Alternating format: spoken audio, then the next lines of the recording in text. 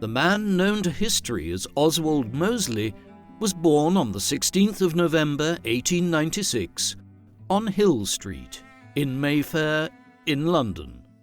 His father was Sir Oswald Mosley, 5th Baronet Mosley. The baronetage had been introduced in Britain in the 17th century as a rank of minor nobility. The Mosleys were a lower-ranking scion of the British aristocracy with considerable financial independence. The Mosleys traced their lineage all the way back to the 12th century and the early stages of Norman rule in England. Sir Oswald served for a time in the military during Oswald Jr.'s youth, notably in Egypt, a British protectorate which had been effectively conquered in 1882 to secure Britain's interest in the Suez Canal and the sea route it provided to British India. Young Oswald's mother was Catherine Maud Edwards Heathcote, also a member of the British minor nobility, with strong familial ties to the military. The family was also extremely wealthy. A near ancestor, Sir John Heathcote, having emerged as a major business figure in Staffordshire in the late 18th century in the early stages of the Industrial Revolution. Oswald was the first of Catherine and Oswald Sr.'s 3 children. They had 2 further sons, Edward and John Arthur, born respectively in 1899 and 1901. Oswald's youth was a troubled one in some significant ways. Though he clearly benefited from growing up as a member of a wealthy aristocratic family, his parents' marriage was not a happy one, and as the eldest of their 3 children, he was inevitably front and centre in dealing with their marital problems. The conflicts between Oswald Sr. and Catherine usually focused on his adultery and overbearing nature, bordering on physical aggression. Eventually, Oswald's parents separated in all but name. Meanwhile, Oswald Jr., who was known primarily to family members in his youth as Tom, to distinguish him from his father and his grandfather, who was also called Oswald, was sent to live with his grandparents at Apedale Hall in Staffordshire, a large country estate.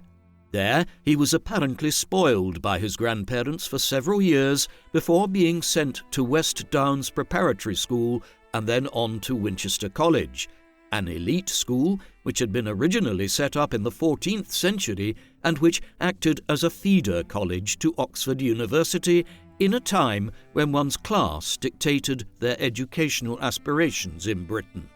At Winchester, Mosley excelled in several sports, becoming both a boxer and a fencer.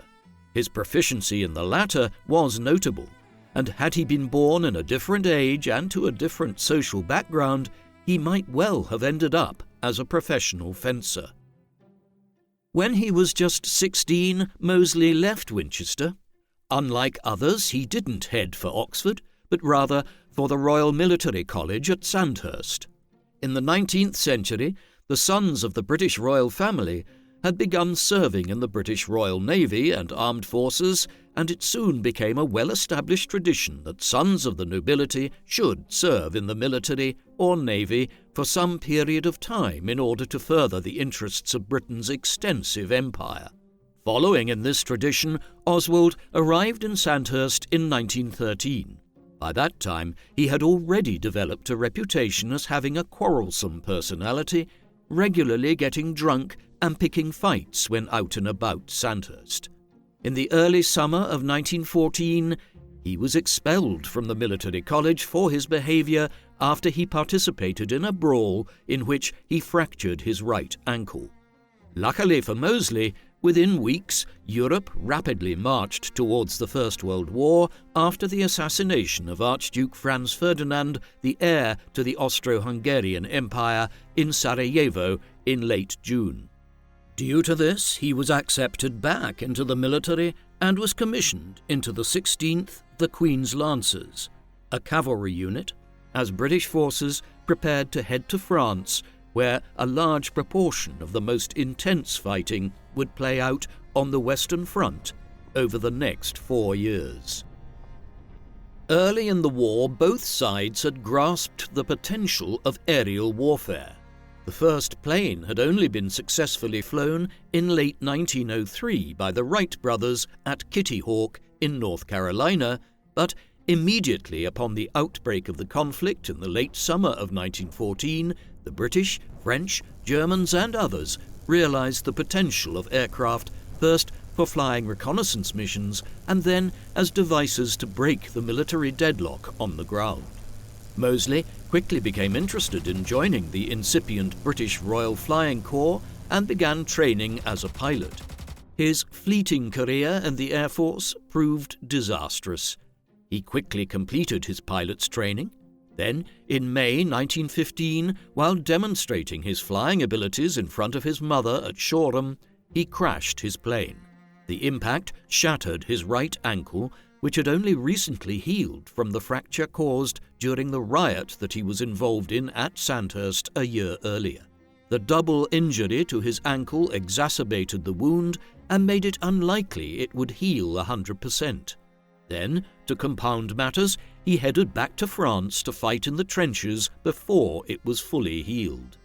After re-exacerbating the wound again, he was informed that if he didn't head back to England to convalesce, there was a possibility of amputation. Mosley followed doctor's orders when so informed in 1916, but his ankle never fully recovered, and for the rest of his life he walked with a slight limp. Mosley saw active service at the Battle of Loos on the Western Front in France in the autumn of 1915, where he passed out from the pain in his leg, but his return to England early the next year left him effectively confined to administrative duty at the Foreign Office and in the Ministry of Munitions for the rest of the First World War. Nevertheless, his eagerness to serve in France and the fact that it had left him with a permanent injury had gained him some respect in political and aristocratic circles. As the war came to an end, he was consequently contacted by senior figures in the Conservative Party with an eye towards contesting the 1918 general election. He was duly elected for the constituency of Harrow, where he won easy election in an uncompetitive race. Thus, just weeks after turning 22, he entered the British Parliament as its youngest member. He began to make his mark there based on his oratorical abilities, his speech delivery being far better than most of the other members of the House. He served as the representative for Harrow for the next 6 years, gaining re-election in 1922. These were also important years in Mosley's personal life. In the late 1910s, he began a relationship with Cynthia Blanche Curzon, a daughter of George Curzon, 1st Marquis of Kedleston and Earl Curzon. Curzon had served as a viceroy of British India between 1899 and 1905, as head of the burgeoning Air Board for a time during the war, and finally emerged as Secretary of State for Foreign Affairs in 1919. He would become leader of the House of Lords in the mid-1920s and was both wealthy and powerful. He suspected Mosley wanted to marry his daughter for her wealth and social status, but he nevertheless gave the union his blessing, and Oswald and Cynthia were married in May 1920. A daughter and a son, Vivian and Nicholas, followed in the first years of the marriage, and belatedly a third child, Michael, was born after a long gap in 1932. Other than this veneer of family stability, their marriage was a chaotic one, in which Oswald unleashed chaos amongst the Curzons. He engaged in an affair with Cynthia's younger sister, Alexandra, for a time, and also Grace Curzon, Cynthia's stepmother, who had married Lord Curzon in 1917, his first wife, Cynthia's mother, having died many years earlier.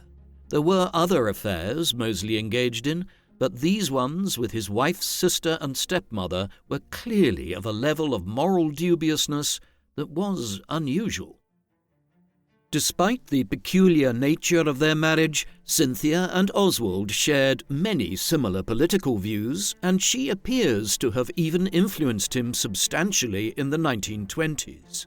She was a supporter of the Labour movement, and later in the 1920s even became a supporter of Leon Trotsky, the powerful member of the Soviet Union government who eventually fled from Russia after a power struggle with Joseph Stalin. Oswald, too, ended up drifting to the left politically in the 1920s. In 1922, he crossed the floor, a well-known euphemism for when someone changed political parties in the British Parliament to join a rival party. Historically, crossing the floor was associated with individuals moving between the Conservatives and the Liberals, the two dominant parties during the 19th century, but in the post-war period, Labour had outflanked the Liberals to become the major rivals of the Conservatives. When Oswald absconded from the Conservatives in 1922, he initially sat as an independent, but in 1924 he eventually joined Labour.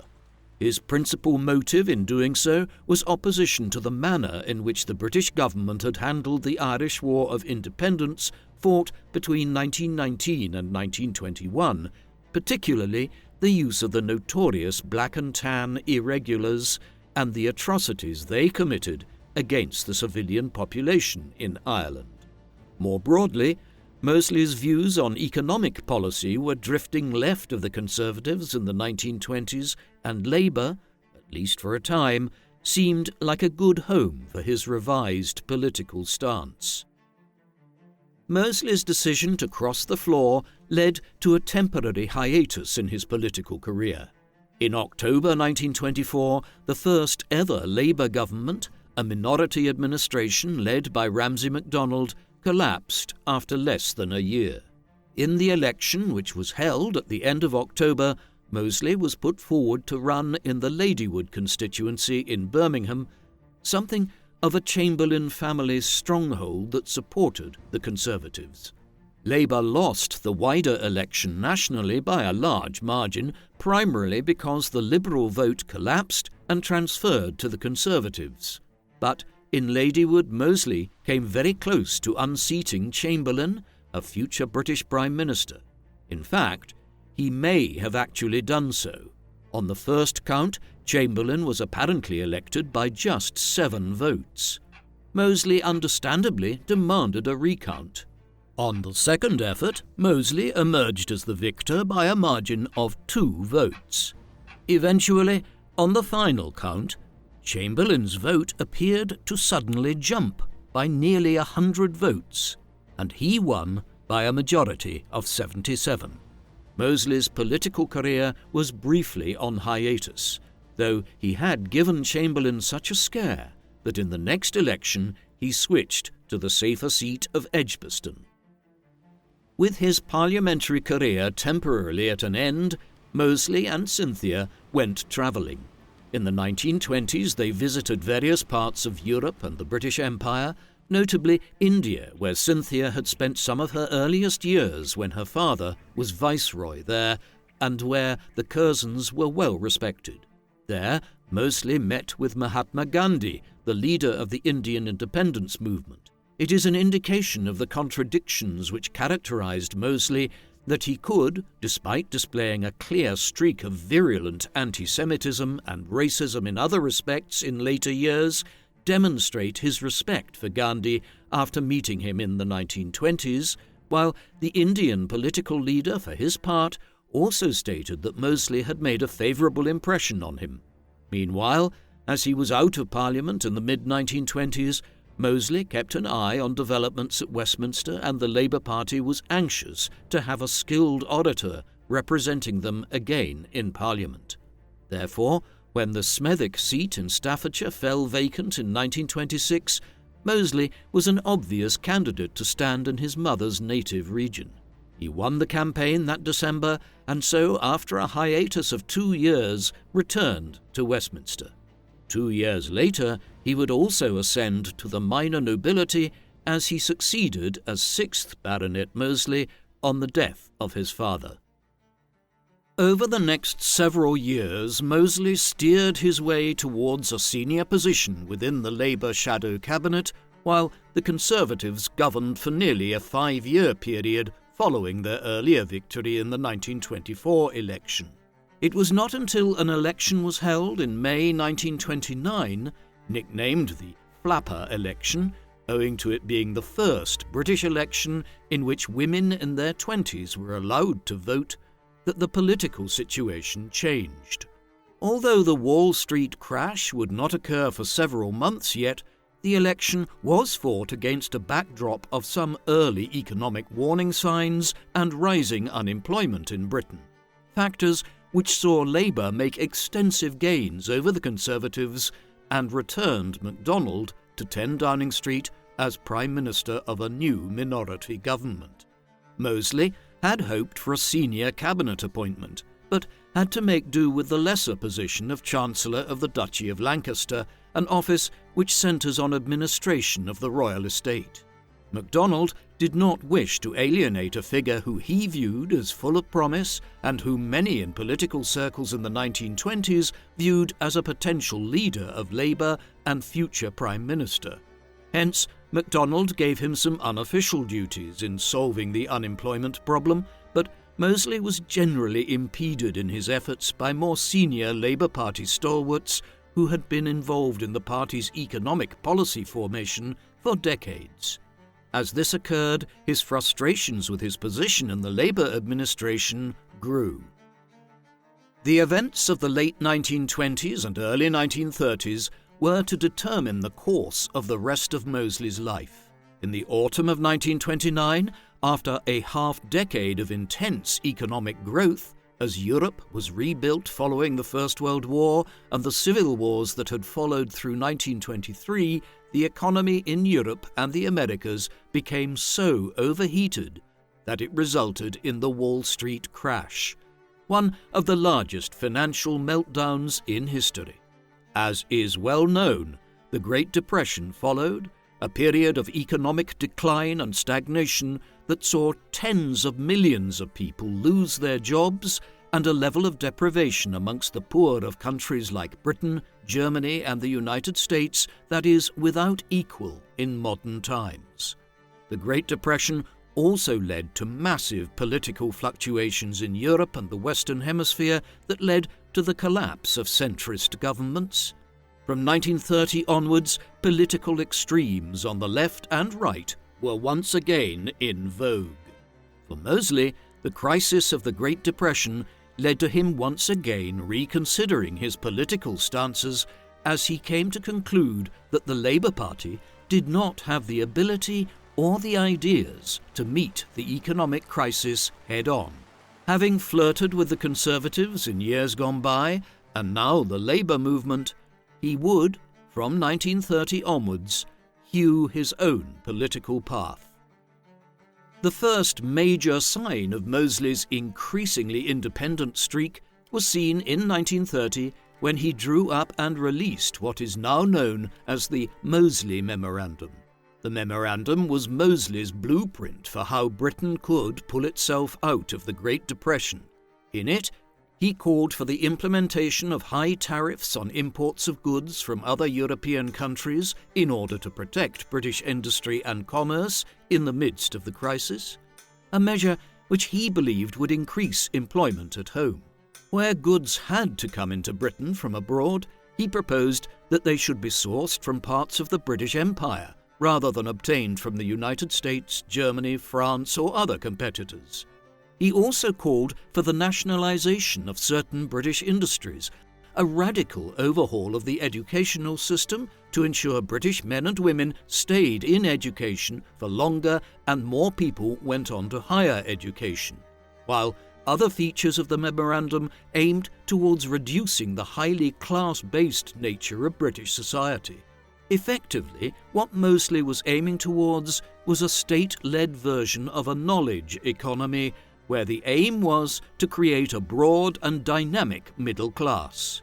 While Mosley is a very controversial figure today, there is no denying the fact that there were attractive elements to the memorandum, and it was widely praised at the time by economists, including John Maynard Keynes, the most important economist of the first half of the 20th century. Over half a century later, policy analysts in the British Conservative Party reconsidered it as a means of responding to the economic downturn of the early 1990s. As much as the memorandum was praised by figures like Keynes at the time, it was clear to Mosley that it would not be accepted as the basis of the Labour Party's economic policy. He quickly decided to split with the party. However, unlike Winston Churchill, whose family was somewhat close to the Mosleys and who had once crossed the floor from the Conservatives to the Liberals, only to come back again to the Conservatives in the 1920s, Mosley would not return to the Tories, nor would he join the Liberals, which were a rapidly declining force in British politics once support for the Labour Party expanded in the 1920s. Instead, Mosley formed his own party, calling it the New Party. Formally established in the spring of 1931, it immediately emerged as a minor parliamentary group as Mosley convinced half a dozen fellow Labour MPs to join him. Its main policy platform was the Mosley Memorandum. Ultimately, the New Party lasted for only a year, for in 1932, Mosley formed a new organisation and amalgamated the New Party into it. He called it the British Union of Fascists. Meanwhile, the New Party lost its parliamentary representation quickly as its main figures, including Mosley, lost their seats in the 1931 general election. It is worth pausing in our story to consider the politics of Europe in the 1930s. The economic and social crisis wrought by the Great Depression, combined with the fears of a communist takeover of much of Europe following the establishment of the Soviet Union near the end of the First World War, had created a general desire for a new form of politics in Europe, one which combined elements of radical nationalism and also elements of socialism. This curious mix of left and right-wing politics is typically identified as fascism today and is associated with extreme racial views, but contemporaries would have understood it more as a form of corporatism, the idea that the citizens of a country would be unified in a corporate manner in furthering and advancing their nation's cause in a way which was both nationalistic but also socialistic in the sense that the well-being of the middle and lower classes was to be favoured as much as the upper classes. While it has enormously sinister overtones today as a result of the barbaric racial elements which were incorporated into this fascist politics when Mosley established the British Union of Fascists in 1932, those same negative overtones did not yet exist. Moreover, what he was doing was entirely in keeping with the general drift of politics in the Western world at that time. Nearly every country in Central Europe adopted some form of fascism or corporatism in the mid-1930s. So did Portugal and Spain, and even in countries where corporatist parties did not rise to power, such as in Ireland, there were still quasi-fascist movements during the 1930s that had major links to the political establishment. As such, what Mosley was doing in the early to mid-1930s needs to be viewed in context. The period when Mosley was establishing the New Party and then the British Union of Fascists in 1931 and 1932 were also years of continuing infidelity in his marriage. The new object of his affections in the early 1930s was Diana Guinness, a scion of the Mitford family, a British aristocratic family that could trace their lineage all the way back to the Norman conquest in the 11th century. Diana was married to Brian Guinness, a member of the wealthy Anglo-Irish brewing dynasty, and, as with Oswald, she had children from her first marriage. Nevertheless, she divorced her husband in 1932, and her affair with Oswald became more and more serious over time. For his part, he had repeatedly asserted his intention to leave Cynthia, though one suspects he might never have done so had fate not intervened in 1933, as Cynthia died at just 34 years of age from complications of peritonitis, which in turn had emerged following an operation for appendicitis. With this, Oswald and Diana were able to pursue their relationship more openly, and they soon emerged as the most prominent couple in the world of British fascism, with Diana espousing the political movement faithfully, having come from a family which was keenly divided between adherents of fascism and socialism. It was not until 1936 that Oswald and Diana eventually married. They would have 2 sons, Alexander and Max. The British Union of Fascists had mixed success in the 1930s.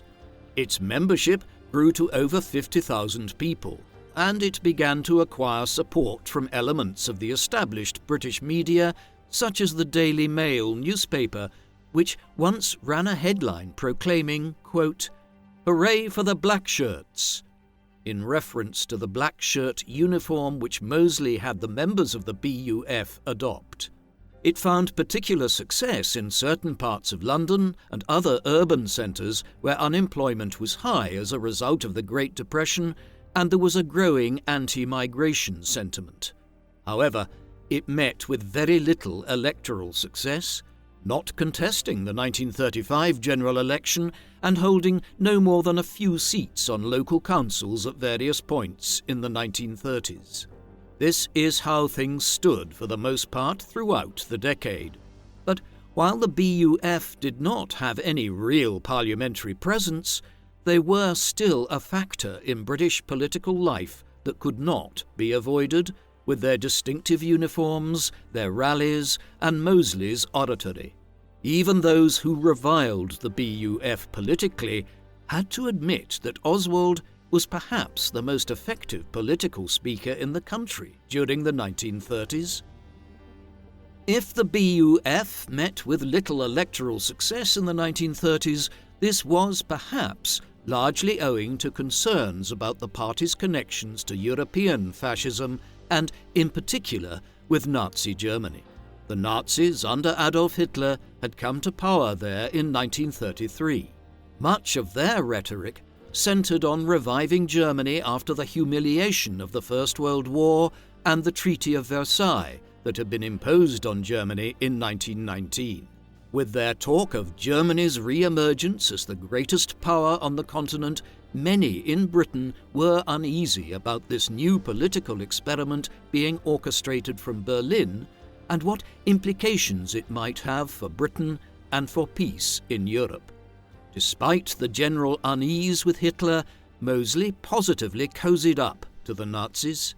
When he and Diana were married in 1936, the ceremony was carried out in Germany at the home of the Nazi propaganda minister Joseph Goebbels.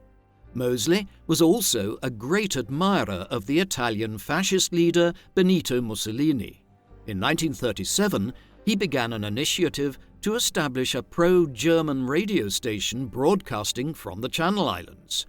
It was all enough to give many in Britain pause as to where Mosley's political loyalties lay and what his motives were with the BUF. Hand in hand with his growing ties to the fascist movements on the continent was an adoption of an increasingly xenophobic and anti-Semitic stance by Mosley and the BUF, particularly towards the Jewish community in Britain. There was also a more virulent form of anti-migration rhetoric in Mosley's political statements towards groups such as the Irish and the peoples of the British Empire in regions like India and South Africa, a development which points towards a fundamental shift in his own political views from the more tolerant figure of the 1920s. All of this came to a head on the 4th of October 1936 in the Battle of Cable Street in the East End of London. That day, a march was held by Mosley and the BUF, one which would involve separate divisions of the Blackshirts and their supporters proceeding from the Tower of London to Bethnal Green and Shoreditch, where speeches would be made by Mosley and others. In response, a separate counter-march was organised by a coalition of anti-fascists, including the British Communists, trade unionists, and groups representing both the Jewish and Irish communities in London. Barricades were also erected by those opposed to Mosley's event, primarily on Cable Street, to impede their march, thus the name the Battle of Cable Street. The Metropolitan Police managed to prevent the event from boiling over into major violence, with well over 100 people arrested. Overall, it demonstrated the growing racism of the BUF movement, but also the determination of many different groups in London to unite to oppose them. A petition to try to prevent the march garnered over 100,000 signatures, and the government moved afterwards to pass the Public Order Act of 1936, which prohibited large gatherings in which paramilitary uniforms, like those of the Blackshirts, would be worn. The late 1930s were an increasingly fractious period in the history of the BUF. On the continent, Germany was rapidly rearming in a breach of the terms of the Treaty of Versailles, while in the spring of 1938 it violated another major tenet of the peace treaty of 1919 by entering a political union with Austria to create a Greater Germany. No sooner was this undertaken than Hitler began pressing Britain, France and Italy to be allowed to annex the Sudetenland, a region of Czechoslovakia where a majority of people spoke German and identified as being ethnically German. Eventually, the British and French caved to pressure from Hitler at the Munich Conference of September 1938, but warned that any further acts of aggressive expansion would lead to war. As these events played out, Mosley and the BUF became ever more controversial in England. At a rally in Liverpool late in 1937, members of the public pelted Mosley with rocks after he gave a fascist salute to the crowd. Yet he continued to have a loyal following. At the Britain First rally held at Earl's Court Exhibition Hall on the 16th of July 1939, 30,000 people attended the largest indoor political rally in British history.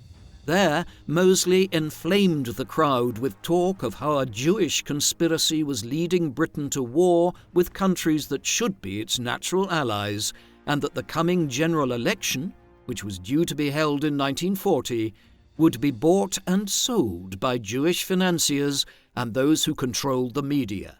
It was a clear manifestation of the degree to which Mosley had adopted the ideological beliefs of German Nazism. Even as Mosley was presenting his conspiracy-laden and anti-Semitic speech to his loyal base of followers at Earl's Court, Europe was plunging into war. In March 1939, Hitler and the Nazis abandoned the promises made at Munich the previous autumn and annexed the rest of Czechoslovakia, with the city of Memel stripped from Lithuania at the same time. Their attention then turned to Poland. The Nazis began an aggressive campaign to convince Europe of Germany's rights to Polish territory. In August 1939, just weeks after Mosley's Britain First rally, a non-aggression pact was signed between Germany and its ideological enemy, the Soviet Union, paving the way for the Nazis to invade Poland on the 1st of September after a false flag operation. As German tanks rolled over the eastern border, London and Paris declared war on Berlin. The Second World War remained a largely European affair for months thereafter, with little major action. The Germans and Russians quickly overran Poland and carved it up between them, but little occurred in the winter of 1939 and the spring of 1940, so much so that some began to call the war a phony war. It wasn't until the late spring that the next steps were taken, when Denmark and Norway were quickly occupied by the Germans, and then the German Wehrmacht began massing on the western border for the long-awaited invasion of France. In Britain, Mosley's position was utterly compromised by these events. As the leader of the British fascist movement, and as someone who had made no secret of his ties to the regime in Berlin, He was now viewed as the leader of a potential fifth column, a British equivalent of Vidkun Quisling, the former Norwegian Minister of Defence, who had formed a fascist party there in 1933, the National Samling, or National Gathering. Quisling had facilitated the Nazi occupation of Norway in April 1940 and later became the head of Nazi Norway.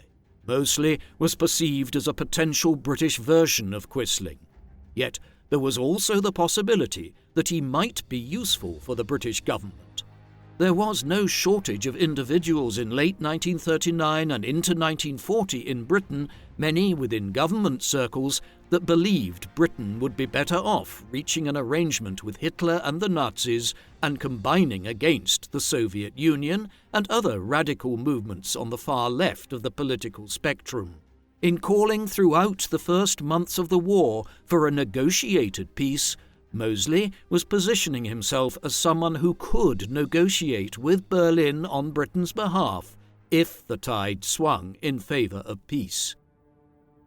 Whatever ambitions Mosley might have held to become the architect of peace were scuttled in just a few weeks in May 1940. Early that month, in response to a growing crisis over the wartime leadership of Mosley's old rival from the 1924 general election, Prime Minister Neville Chamberlain was forced to step down as Prime Minister. He was succeeded by Winston Churchill, a figure who had consistently warned about the threat posed by the Nazis during the 1930s and who was committed to war with Germany. With this, Mosley's hopes of negotiating peace terms ended. Moreover, the same day that Churchill took office, the 10th of May 1940, German army divisions invaded neutral Belgium and then headed into northeastern France. The campaign which followed was a disaster for the French and the British Expeditionary Force, the latter of which only narrowly avoided complete destruction at Dunkirk. With the fall of France and a potential German invasion of Britain on the horizon, the British government moved to secure its position domestically. In late May, Mosley was arrested and interned under Defence Regulation 18B. This emergency legislation had been passed in September 1939 at the beginning of the war to allow for the arrest and detention of suspected enemies of the state during wartime without charge or trial. It was primarily utilised in the years that followed against the British Union of Fascists and members of the Irish nationalist movement in Northern Ireland who were opposed to the partition of the island back in 1921. Mosley would be held for 3 years under Regulation 18B. The terms of Mosley's internment during the Second World War were not as onerous as they might have been, in considerable part owing to the intervention of the Prime Minister. Although their political views had diverged enormously during the 1930s to occupy the polar opposites of the political spectrum in Britain, Churchill had admired Mosley back in the 1920s and viewed him as a figure of great potential. In 1940, he arranged for Mosley to be held under favourable conditions at Royal Holloway Prison. His wife Diana was detained as well in the summer of 1940 after giving birth to their son, Max. She was allowed to join Oswald, apparently due to the direct intervention of Churchill. The reasons for this lay with the tangled paternity of Churchill's wife, Clementine. Clementine's mother, Blanche, had been known for her infidelity during her lifetime, and it was widely suspected that Clementine's father was actually Algernon Bertram Freeman Mitford, Diana Mosley's grandfather. Diana's family apparently appealed to Clementine and Churchill in 1940 to ensure that Diana and Oswald were interned together. Meanwhile, their children from their first marriages and their marriage to one another were looked after by several different family members during their period of detention. Oswald spent 3 years in prison. He and Diana were not charged, for though they had come under very reasonable suspicion as the leading figures of British fascism, they were not technically guilty of having committed any crime. By 1943, their detention had become something of a cause célèbre in British politics. This was related to the changing circumstances of the war.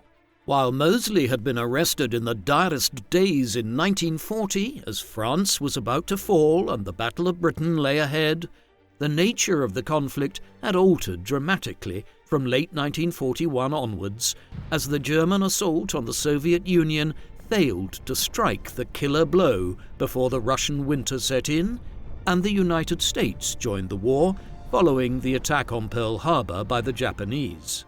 1942 saw the Western Allies turn the tide in the North Africa campaign against the Italians and Germans, and in the summer of 1943 they opened a southern front in Italy.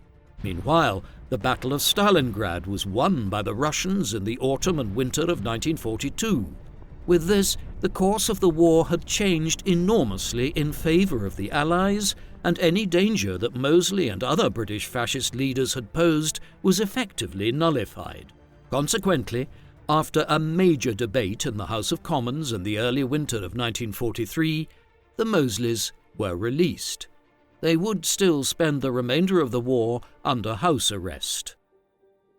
Oswald and Diana spent the last year and a half of the war living with Mitford relatives and at the Shaven Crown Hotel in Oxfordshire. Their movements were restricted and they were kept under police supervision, but they were reunited with their children and were given a large degree of liberty. The press covered their movements extensively. This was also a period when news of the Holocaust of 6 million of Europe's Jews and the mass murder of other groups, such as the Romani and Sinti people by the Nazis, began arriving to Britain in the final months of the war as camps were liberated across Europe. In these months and the years that followed the war, Mosley never expressed any regret for his involvement with the Nazis in the 1930s or the antisemitism of the British Union of Fascists.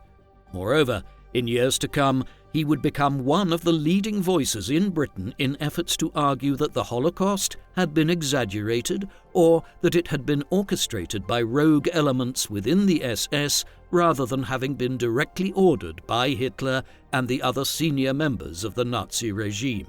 As such, while Mosley's politics moved on to other concerns in the post-war period, he never expressed any contrition for his role in the fascist politics of the 1930s and the genocidal programs which had resulted from it on the continent.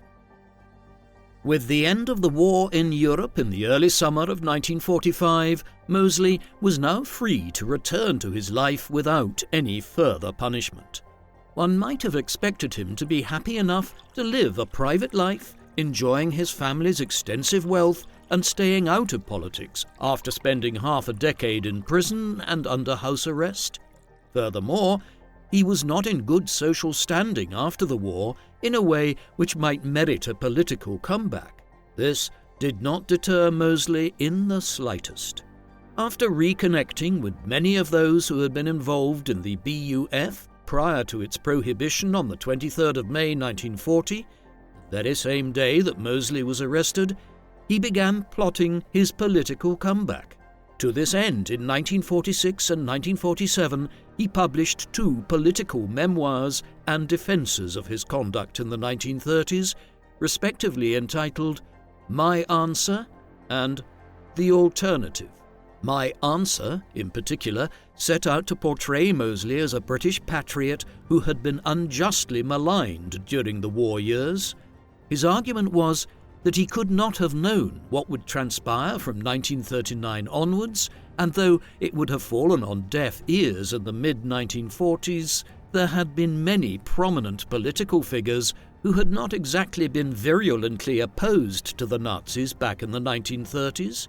Notably, Britain's wartime leader during the First World War, David Lloyd George, and the former British monarch, Edward VIII. Having presented these arguments in his books, Mosley returned to politics in 1948 when he formed the Union movement. In many ways, the Union movement was a return to his old politics. The party certainly fell far on the right of the political spectrum. Its economic views were corporatists, and it continued the antisemitism of the interwar fascist movements, with Mosley trying to make political capital out of developments in the Levant, where the Zionist movement had become violently opposed to the British Mandate administration in the 2 years following the end of the Second World War. But where the Union movement differed from Mosley's pre-war political ideology was in its promotion of pan-Europeanism. In his 1947 book, The Answer, Mosley laid out a theory that Europe had been moving inexorably towards a greater union for several centuries, beginning with the formation of large nation-states such as the United Kingdom, Spain, Germany and Italy out of much smaller polities during the late medieval and early modern periods. Mosley's conclusion was that the formation of a European supranational state, one which would unite countries like Britain, France and Germany after centuries of conflict, was inevitable. Such a state would operate on the basis of a centralized European authority, with individual countries retaining large degrees of autonomy, but acting in union with one another on a wide array of issues, particularly economic policy.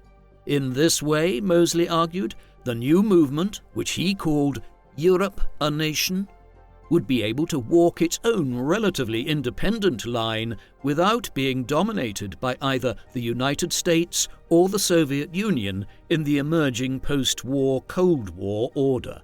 Thus, very quickly after the end of the Second World War, Mosley sought to rehabilitate himself as a major advocate of pan-Europeanism, or a form of European nationalism, as a replacement to the National Socialism and corporatism of the 1930s.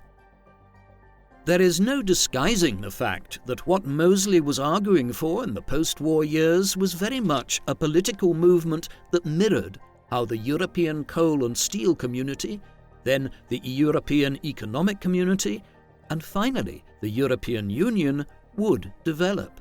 Though Britain was slow to embrace involvement in the European project and was a hesitant member for 4 decades before pulling out in the late 2010s. Perhaps it was this British ambivalence to the growing pan-European movement which led to the Union movement meeting with little success, though it was much more likely that the very support of Mosley would have made the British public even less supportive of involvement with the inaugural ECSC in the 1950s. The British press had not forgotten the Mosley's wartime betrayal, and at the start of the 1950s, Oswald and Diana, with their younger children, moved to Ireland, a country where anyone ostracised from the British political system was welcome, no matter how dubious the road which had led to their disgrace. The Mosleys lived there for several years, an exile which was made more favourable by the fact that several of Diana Mitford's siblings also had ties to Ireland. Deborah Mitford, for instance, having married into the Cavendish family, which had extensive estates in the south of the country. As much as Mosley might have tried to embrace a less controversial form of politics in the post-war years and attempted a political comeback, his politics retained their racist edge. 2 developments in the 1950s emphasise this. First of these related to Africa. In the aftermath of the war, Britain was unable to ignore calls for independence from many of its colonies. After India and Pakistan acquired their independence in 1947, calls escalated for the same in Africa, where the British held lands covering much of southern Africa around modern-day Zimbabwe, Botswana and Zambia, extensive territories further north around Uganda, Kenya and Sudan, and other lands to the west in Nigeria and Ghana. Mosley's solution to calls for independence was a form of continent-wide apartheid, whereby the European powers, Britain and France being the 2 nations who controlled huge swathes of the continent, would divide their colonies into white and black controlled areas, mirroring in many ways the system which had been created in South Africa in the late 1940s to preserve the position of the white minority Afrikaner community there.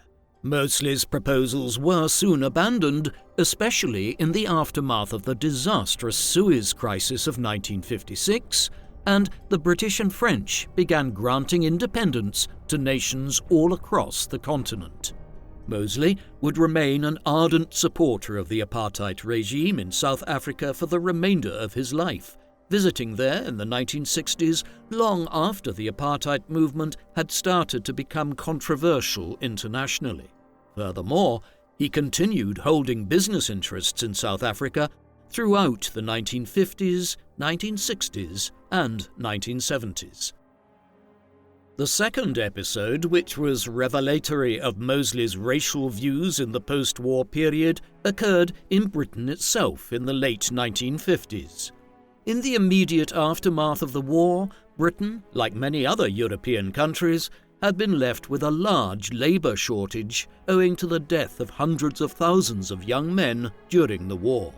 Where Germany, for instance, had turned to countries like Turkey for foreign workers, Britain reached out to its empire.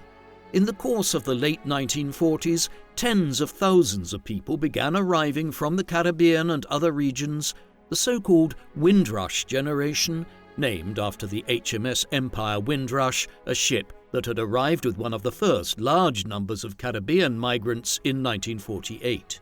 By the mid-1950s, the growing influx of people from overseas into London and England more broadly was creating increasing inter-community hostility in some parts of England's major cities, especially during periods of low employment, when people born in England perceived the newcomers as taking jobs they might otherwise have acquired.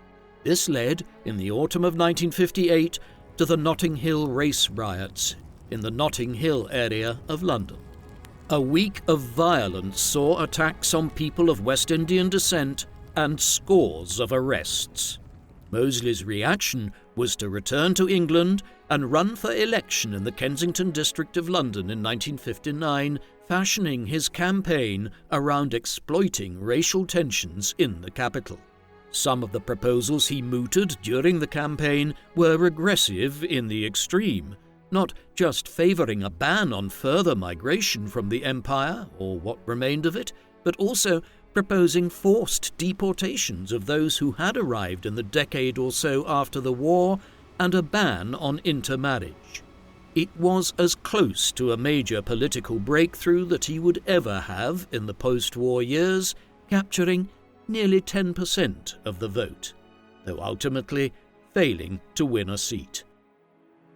In the aftermath of his failed election bid in 1959, Mosley relocated with Diana to Paris. They spent the remainder of their lives for the most part in Orsay, a wealthy suburb on the outskirts of the city. From here, he began efforts to try to coordinate with other pan-European far-right political movements in other countries.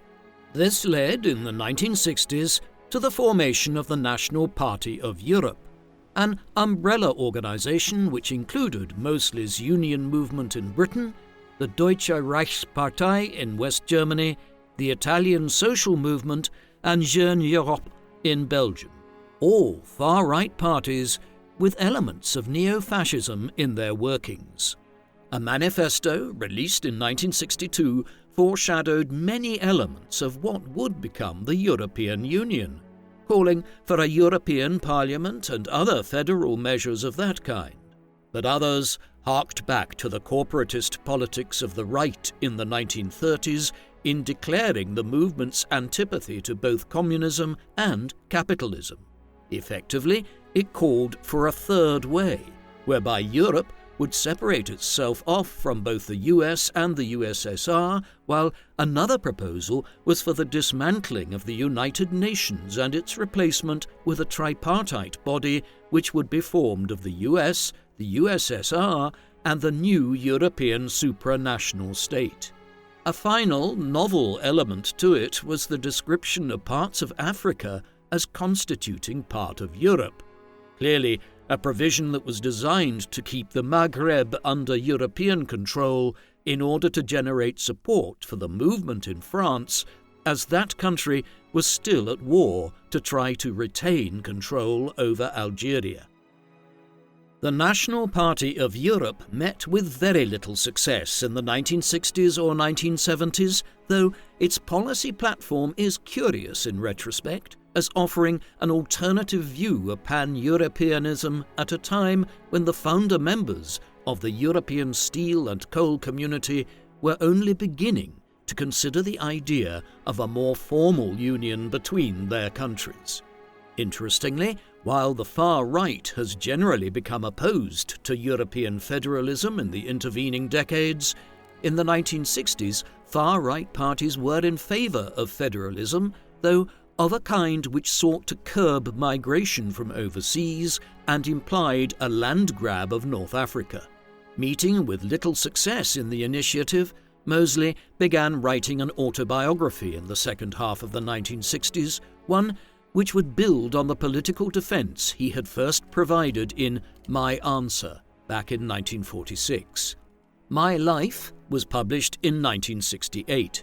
It was hardly an attempt to seek redemption for his past political life, but rather sought to explain away certain criticisms of him which had been made over the years, with Mosley being unrepentant in his views that Europe should be a continent for Europeans, and claiming that his politics in the 1930s was a response to the ineffectiveness of both Labour and the Conservatives. By the time My Life was published in 1968, Mosley had entered his 70s. His health was gradually declining. He had made one last effort to gain election in Britain in 1966, and after a fresh humiliation in which he acquired less than 5% of the vote, he effectively resigned himself to the end of his political career. The Union movement was wound up in the early 1970s and was replaced by the National Front as the main far-right party in Britain. By the time it began in the mid-1970s to gain some popularity in Britain, as the UK entered the worst economic crisis it had seen since the Great Depression, Mosley was suffering from Parkinson's in France. His last years were spent largely uninvolved in active politics owing to poor health and old age. He died in Orsay on the 3rd of December 1980 at 84 years of age. A small funeral was held in Paris, after which Oswald was cremated and his remains were scattered around the famous Père Lachaise cemetery. Just over 2 years later, his eldest son, Nicholas, born in 1923 of his first marriage to Cynthia, published a 2-volume biography of his father and the Mosleys' family life. Oswald had requested Nicholas, who he had a difficult relationship with, to write it, making his private papers fully available to allow him to do so. The work was generally critical of Oswald and his political career, while humanizing him as a father. Oswald Mosley was a complex figure. It would be easy today to dismiss him as simply a would-be fascist dictator of Britain, and admittedly there were many elements of that kind to his politics. Yet his political views in the 1930s should not be read entirely in light of what the Nazis did across Europe in the late 1930s and first half of the 1940s. There were different types of corporatism and fascism, such as Franco's regime in Spain. Similarly, Mosley's form of corporatism was different to what was being espoused in Germany. Moreover, his economic policies were endorsed by a large cross-section of leading British economists during the Great Depression, while his pan-Europeanism after the Second World War foreshadowed the general drift of politics within what has become the European Union. However, these complicating factors aside, there is absolutely no doubt that Mosley also advocated for a form of racial hierarchy, one which displayed acute antisemitism and also called for racial segregation across Africa, where much of the continent would have been transformed into an expanded version of apartheid South Africa. As such, while his political views were complicated, they were also not entirely estranged from the racial fascism of Nazism. What do you think of Oswald Mosley? Should he be perceived as a straightforward fifth column of the Nazi movement within Britain, or was he a more complex figure? Please let us know in the comment section. And in the meantime, thank you very much for watching.